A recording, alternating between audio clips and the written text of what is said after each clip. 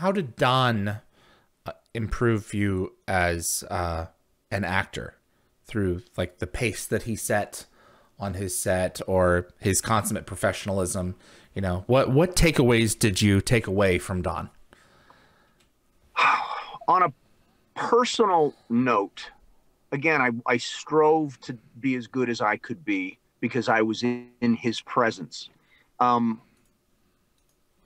that's our own, that was our own, is our own thing between Don and I. Sometimes I'll still go onto a film set and I'll hear him behind me, you know? But also just the stature of the man. I mean, again, here was a vet.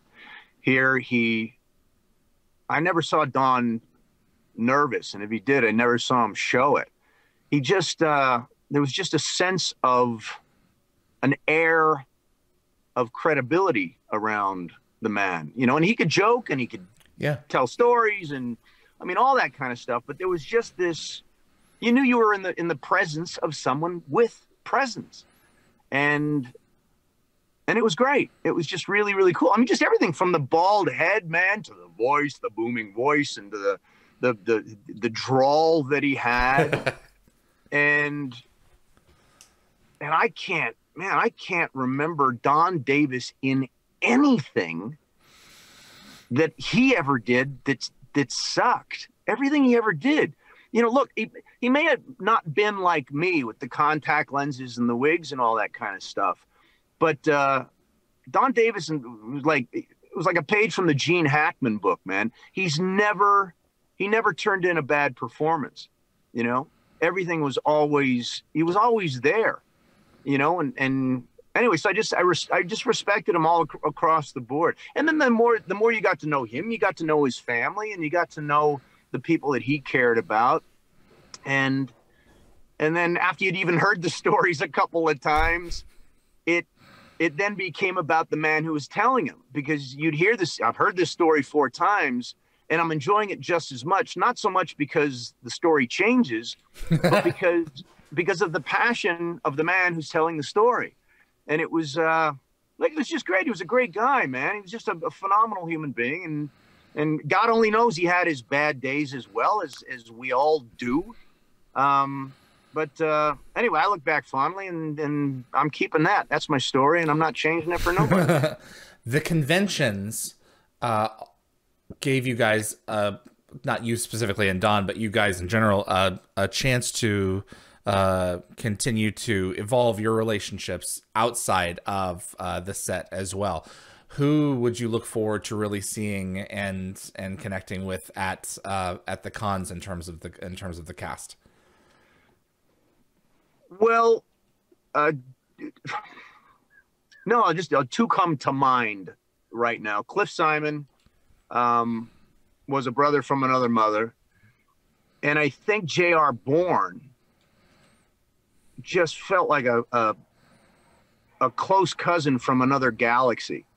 And I don't know what it was about those 2 guys.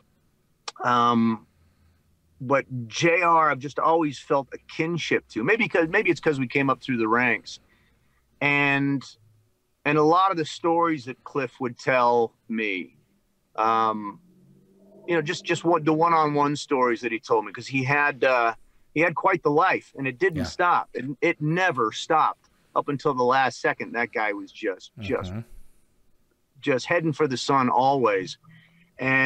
But some of his earlier stories when he was in South Africa and some of the places that he'd been, and some of the spots, let's say, he'd found himself in. And because, I mean, look, we're talking here, I don't know what the hell this is. I got my phone strapped to a rear view mirror. You're in wherever the hell you are, and we're broadcasting across the globe. And so, look, oftentimes and we're talking about Stargate, and it's fantasy, and it's a show. But also, look, life is friggin' hard, man.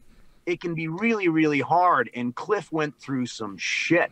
He did. JR's been through some shit. We've all been through some shit. So it's weird. I'm trying to walk this line between Major Davis and Baal you know, and the different characters that we play, and how I know some of these people, and I know them as human beings, and you know, and life is full of scars, man, and laughter and overcoming stuff and all sorts of stuff. So it's weird. So I guess my experience, or it's hard to articulate it because it's within this format that you and I are discussing, and it's like, well, what's appropriate, what isn't? Yet, look, it's all magical and it's wonderful. But to answer your question, those are the two that come to mind, and Martin. You know, just as a director, Peter DeLuise is fantastic. He's hilarious. They're great. I mean, look, they're just great. They've all either had a kind word to share when I needed one, or gave me some support when I probably didn't even deserve it.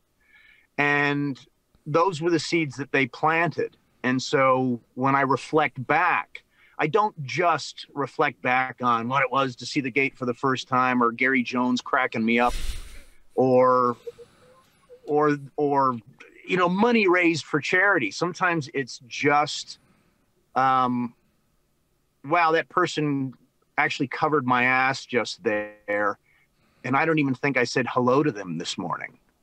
You know, so it's that kind of stuff that you remember, you know, as well. And I can't really. No, I'll shut up now. No, I remember when finding out that we lost Cliff, and you and I think we talked the same day. It's like, what the heck? What happened? You know? Yeah. And it was a real, that was a hard week, to say the least, but it was also a reminder of mortality, and a reminder that, you know, if you have the choice in how you, I suppose, go out, why not, you know, in a form that you love, you know, in performing art, basically, on the water, which is what he did with kiteboarding. I mean, the man, he was so, the sun would never have caught him in bed, I don't think, if he had a chance to be out there on the water, which was his temple. The beach was his temple. No, well, yeah, no, and it's funny because I remember when we spoke, and I'd only heard that he'd passed, but I hadn't heard where, and I think it was you when you said, well, I knew kite surfing, but then I think I asked where, and you said Topanga, and I was like, because I used to live there. Okay. So I know it well, and that was the only word I needed to hear for anybody who's ever been out to that beach. But yeah, man, and I ain't going to tears. I feel so empowered by Cliff's life, and I still just everything that he was about, and I can't wait to get out and go kite surfing in Topanga. That's one of the things on my list, simply because it's a good place to go, man. And you can't be afraid. You can't be afraid of it. You got to go. You got to go towards it. But look, I've still got a list of places to hit in Portugal and Spain, and a couple of little secret spots that Cliff gave me last time I spoke with him. And I'm going to get to that list, and I'm going to do it with a big smile and an open heart and a laugh, and I'm going to raise a glass of wine to his memory, you know, because he's still with us, you know, which is great stuff. Absolutely, he is. Yeah. Thanks for watching this clip from Dial the Gate. You can find the full live stream shows on our YouTube channel, or visit dialthegate.com for the complete schedule. See you on the other side.